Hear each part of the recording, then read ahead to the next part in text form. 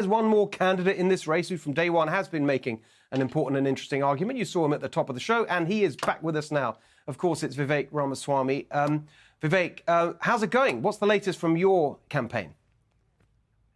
Well, things are going well, Steve. We're at the latest polls that just came out at the end of last week, polling at 8%, third place amongst the declared candidates, and I started at 0.0%. So, yeah, that was on the last poll on Friday night. So we're making progress. I think it's because we actually have a message, Steve.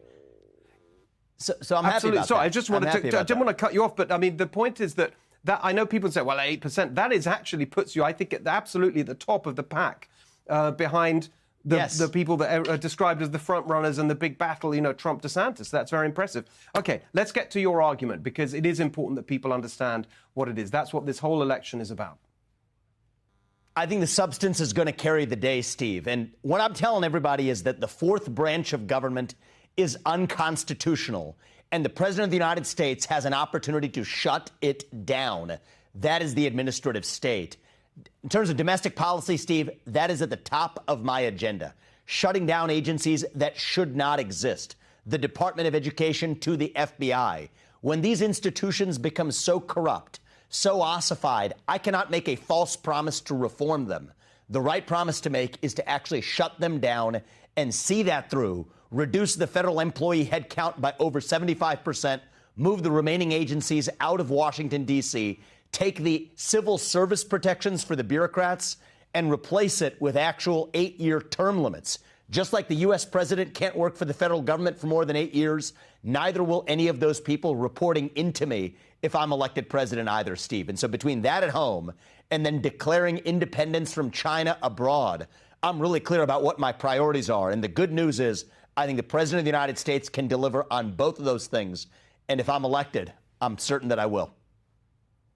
So let's take the first area there, which I'm completely in agreement with. You heard me at the top of the show in my remarks, going in a very similar direction. But it seems to me there's a difference.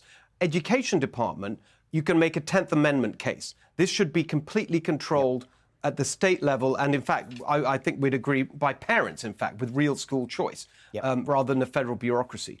But with the FBI, again, agree about the corruption. But there is a need for some federal law enforcement, right? You're right. And this is why I love talking to you, Steve, because those are in two distinct categories. One is an agency that should not exist and should be shut down. One is a matter of bureaucratic reform, radical bureaucratic reform of the federal government. So at the local level, think about this with me. You actually have local prosecutors and you have local police. You don't have an investigative unit sitting in between. At the federal level, we have federal marshals, U.S. Marshals, it's a police force, as well as the Department of Justice. But when you have an intermediary bureaucracy, that's part of the formula for corruption, Steve. This is still the same J. Edgar Hoover building that people walk into, the same J. Edgar Hoover's FBI that tried to threaten and blackmail Martin Luther King to commit suicide in the 1960s. They're now going after different political opponents today. So what I say is when that managerial rot becomes so deep, you can actually shut it down and also gain efficiency. The DEA, the Drug Enforcement Agency, pursues some of the same drug cases in parallel with the FBI that does it in a silo. And so, Steve, I'm actually very practical in some of these views in terms of using the presidential reorganization powers. I come at this not as a politician, but as an outsider, success in business. I'm actually going to run the executive branch of the government as a true chief executive. And that's also how we get rid of corruption, but also deliver efficiency. Yes, and I have my eyes on both. Because the corruption, you know, all these sprawling agencies, that's where the corruption can go, as I mentioned earlier. Vivek, I think we can all see why you're doing well. Amazing energy there and a really, really serious transformational plan.